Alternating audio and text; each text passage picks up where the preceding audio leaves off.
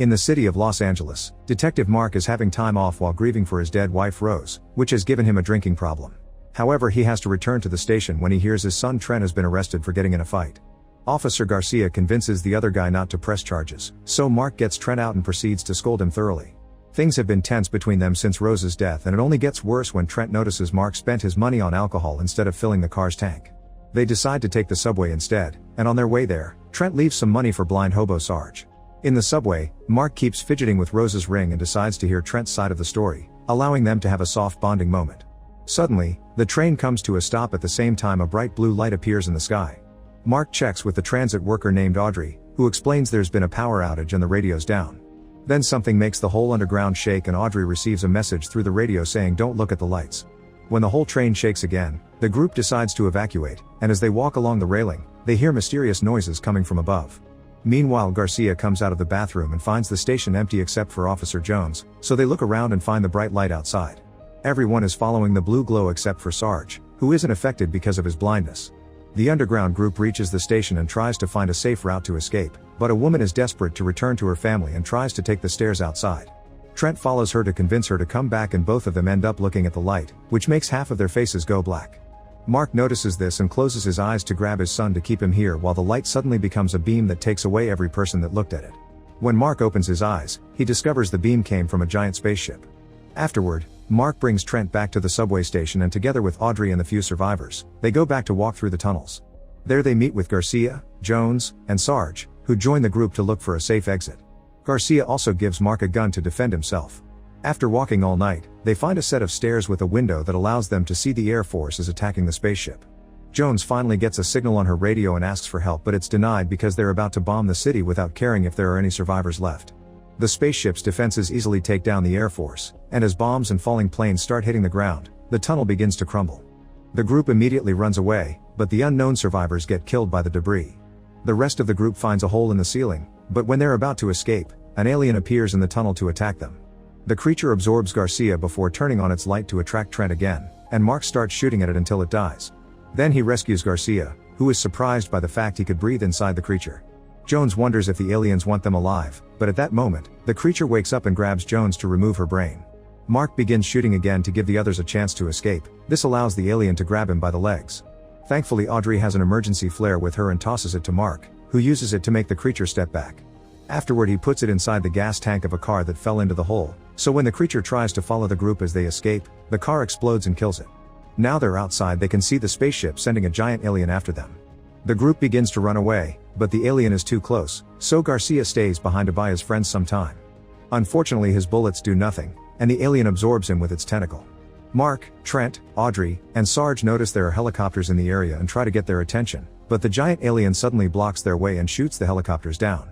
Then the spaceship's lights begin taking the group away, and since it can't take Sarge, the alien picks him up manually. The giant alien returns to its ship, where it's revealed that this huge creature is actually a giant robot being piloted by a human-sized alien. Now that the alien is done with the USA, it moves the ship to begin harvesting other places. Meanwhile, Mark wakes up in a room full of bodies and alien goo. There's another creature there, which is also actually a robot, collecting people's brains. Mark dodges the tentacles to try to find Trent, and when he shoots at the robot, the alien captain notices him on his sensors and turns on the beam again. All the bodies are taken away except for Mark, whose head is grabbed by the robot to try to get his brain. Mark immediately shoots the tentacle and falls in a current of water that is being expelled from the ship. When he's about to fall out, his leg gets stuck on the ship's railing, saving him but also getting hurt. Then Mark climbs back inside and discovers that the human brains are put inside more robots to use them as soldiers. The only actual living creature here is the captain. Unaware Jared is following him, Mark makes his way further inside, coming across rotting bodies and eggs hanging from the ceiling that seem to have babies inside. Suddenly Mark is attacked by one of the tentacle robots, but he's saved just in time by Jared, whose eyes are red instead of blue like every other light here. There are more enemies coming, so Mark follows Jared into another room as he explains he wants to find his son. Jared cauterizes Mark's leg before taking him to see Elaine, who is 3 months pregnant yet she's about to give birth. Elaine explains that when she first saw the light, she instantly became pregnant. On the other hand, her husband Jared became stronger every time he looked at it, allowing him to become immune. When the alien put his brain in a robot, Jared retained his sense of self. The alien usually takes the babies right from their bellies, but Jared saved her from that tragic end. Mark helps Elaine give birth to a healthy baby girl, but unfortunately Elaine dies in the process. Jared accepts to help Mark find Trent in exchange for Mark getting the baby out of the ship safely. Neither of them notices the baby can make her eyes glow red. Meanwhile, Trent and Audrey wake up to find themselves hanging from some vines on the ceiling.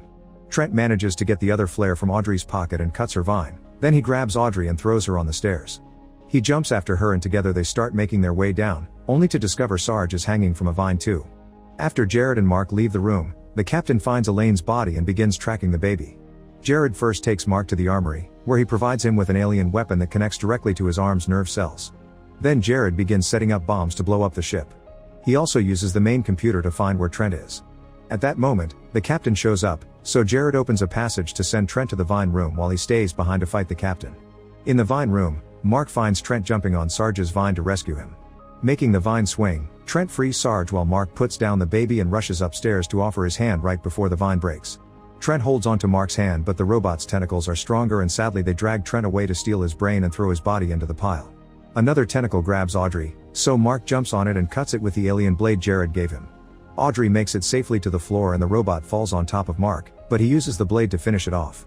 In the meantime, the captain overpowers Jared and leaves him for dead. Jared is only pretending and reveals he still has a bomb in his hand. The captain goes to the vine room and Mark tries to attack him, but the blade suddenly stops working, giving the captain the chance to go after the baby. Sarge gets in his way to buy some time, and he gets wounded while Audrey retrieves the baby. As the captain turns to go after her and Mark, Jared finally activates the bombs and the ship explodes, crashing in rural Laos. The crash is seen by siblings Sua and Kanya, who work with a cartel group. There are cops in the area trying to stop the alien robots but also looking to arrest cartels, so Sua kills one off while Officer Juana is busy destroying the robot with a flamethrower. The siblings approach the ship and find one of the eggs on the ground, which Kanya puts away in her bag. Mark, Audrey, and the baby have landed safely thanks to the alien goo. Sarge is also alive but barely hanging in there because of his wound. While the group leaves the ship by jumping into the river, the captain also wakes up alive and begins working on making more robots with human brains. One of these is Trent, who sees his memories for a second before the programming takes over. A moment later, Mark and the others reach the shore, where they bump into the siblings. As they begin arguing over their intentions, Sarge dies from his wounds. Sua feels bad and accepts to take them with them to their camp, where Audrey changes the baby, who is growing at an alarming speed. While Mark is distracted washing his hands, Kanya checks the object in his pocket and finds his badge. Now the siblings think he's here to spy. Sua attacks Mark and the two men engage in a fierce fight while Kanya tries to keep Audrey away from the baby. Mark is keeping up well thanks to his training, but Audrey is inexperienced and Kanya easily overpowers her. At that moment, Juana shows up with more cops, so both fights are interrupted to make a plan. Mark promises to help if Sua can take them to a doctor for the baby, and a truce is formed. Sua guides the group carefully through the minefields, and when they stop to camp for the night, Mark tells them how there was only one real alien on the ship. He wonders if the humans inside the robots can be freed like Jared did. Afterward, Mark tells Audrey about Rose. The next morning, Mark is awakened by Juana. Sua immediately saves him by shooting Juana non-lethally, but when he's about to shoot again to kill him, Audrey stops him. Then she checks on the baby, who has become a young kid overnight. The group leaves with Juana as their prisoner and they make it to an ancient temple, underneath which the cartels have set up their hideout. Juana is locked in a cell and the kid is taken to Dr. Harper, who confirms the child is burning with fever. Harper proceeds to run some tests while Mark wonders if he can trust this place. Sua shows him this was built during the war to defend themselves from the American attacks, so if they can survive the USA they can also survive aliens. Moments later, Harper announces the child isn't really human. Kanya runs away in panic and leaves her bag behind, allowing Harper to find the egg.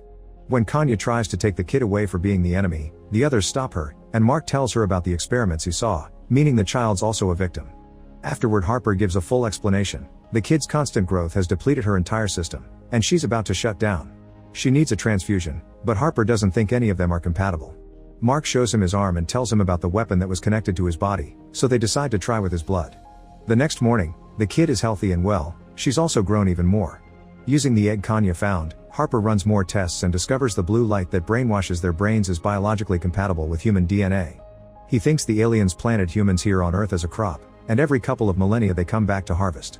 However, they didn't take evolution into account. Using the egg and the kid's blood, Harper develops a serum to be put inside the beam cannon, and the modified light will free all the robots from the mind control. The group begins arming themselves for the incoming fight, and Audrey and Kanya go outside to set up some traps. At that moment, the captain sends a giant robot to attack Audrey. Kanya activates one of the traps, but the bomb is just a scratch for alien technology, so she gets its attention by shooting at it. Then Kanya runs into the minefield, and as the alien follows her, it activates one of the mines. This explosion does more damage, but it's still not enough to destroy it. Kanya steps back and accidentally walks on a mine. Knowing there's no way out, she uses her radio to say goodbye to her brother, and when the robot comes close enough, she removes her foot. The mine explodes and brings them both down. The explosion has given away their location, and the captain begins flying the ship toward the temple. Mark thinks they should leave, but Sua explains his people will never stop defending the tunnels. Seeing as the chances are low anyway, Mark asks for the serum so he can try to put it in the cannon while everyone keeps the alien busy fighting. The cartels begin setting up traps all over the tunnels and Mark leaves the child with the civilians in a room at the back. Mark manages to leave the hideout right before the alien robots begin coming down the tunnels. The explosives do quite a lot of damage, and the cartels finish the robots off with their firearms. Then Sua gets ready to start a fire by the entrance, but an alien surprises them by entering the tunnel through a hole it makes in the ceiling. The alien kills a bunch of people before it finds Sua, who fights it and guides it back to the entrance so he can defeat it by setting it on fire. Since so many fighters died, Sua frees Hawana to ask him to fight too. Then all the survivors begin evacuating through a hidden tunnel. Meanwhile, Mark sneaks around the temple and enters the spaceship through a back door. Remembering what Jared did, Mark opens a tunnel on the wall and takes it to reach the cannon room. This is seen by one of the many guards. At that moment, the cannon sends a light out to try to brainwash the survivors that are coming out, but everyone remembers to close their eyes. The child doesn't because she can defend herself by making her eyes glow red. One of the cartels shoots a rocket at the light to destroy it, but before everyone can escape, another giant robot appears piloted by the captain and begins destroying the place. Everyone begins to fight the army of robots that arrives with the giant one, and when one of them is about to reach Audrey and the kid, Harper gets in its way to save them, dying in the process. Inside the ship, the guard finds Mark and attacks him.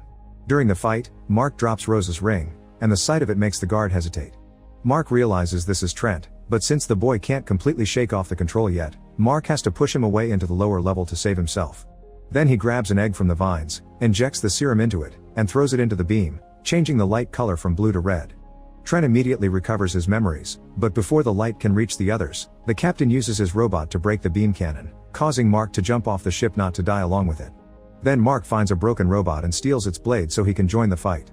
He, Sua, and Hawana work together to keep the girls safe, and when the captain comes closer with its giant robot, it's suddenly hit by the second one. It's Trent, who has stolen its own giant from the ship. As both giants begin fighting, the captain quickly overpowers Trent. Mark gives Sua the blade before he goes looking for the rocket launcher, which he shoots at the captain's robot to give his son a chance. Sua and Hawana keep on fighting the human-brained robots, but unfortunately Hawana is surrounded and dies. Audrey puts down the kid to help with the fight, but as soon as she turns around, the kid leaves. Ignoring the battle around her, the child reaches the fallen cannon and activates it again. The captain notices this and comes to kill her, but Mark runs to protect her and Trent pushes the captain to the ground. Then Trent picks up the cannon and shoots at the captain, finally killing it.